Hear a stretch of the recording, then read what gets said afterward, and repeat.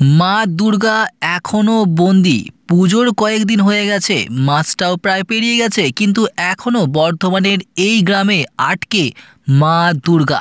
হ্যাঁ বন্ধুরা, এমনই একটি খবর নিয়ে আমরা আজকে হাজির হয়েছি আলোর সন্ধানে। আমরা অবশ্যই সাবস্ক্রাইব করে সঙ্গে থাকুন, দেখতে থাকুন আজকের এই বিশেষ খবরটি।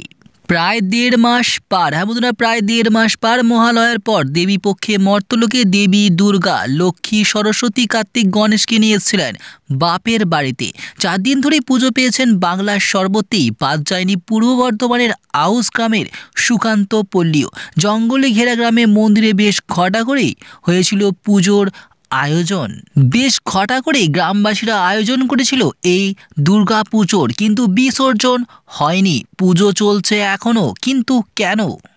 কৈলাসে কবে ফিরবেন? বন দপ্তরের নিষেধাজ্ঞায় এবার বিপাকে স্বয়ং মা দুর্গা।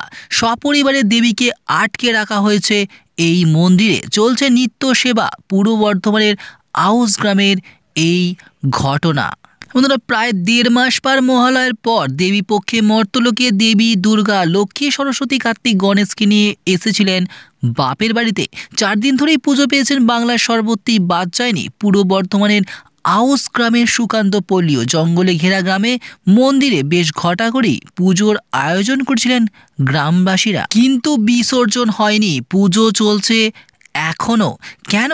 যে জমিতে মন্দির প্রতিষ্ঠা করে দুর্গাপুজো করেছেন গ্রামবাসীদের, সেই জমিটি বন দপ্তরের। এখন নিয়মমাফিক সেই জমিতে কোনো নির্মাণ কাজ করা যায় না।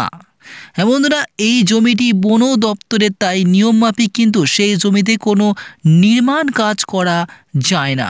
গ্রামবাসীদের আশঙ্কা, দুর্গা প্রতিমা বার করলেই মন্দিরটি ভেঙে দেবেন বন দপ্তরের কর্মীরা। ফলে বিজয়া দশমীর পর প্রায় 1.5 মাস কেটে গেলেও দেবী দুর্গা আটকে পড়ে আছেন এই সুকান্ত পল্লীতে। তাহলে কবে পাবে ছাড়া মা দুর্গা? দেখছেন আলোর সন্ধানে আমরা। অবশ্যই সাবস্ক্রাইব করে সঙ্গে থাকুন, দেখতে থাকুন আলোর সন্ধানে আমরা।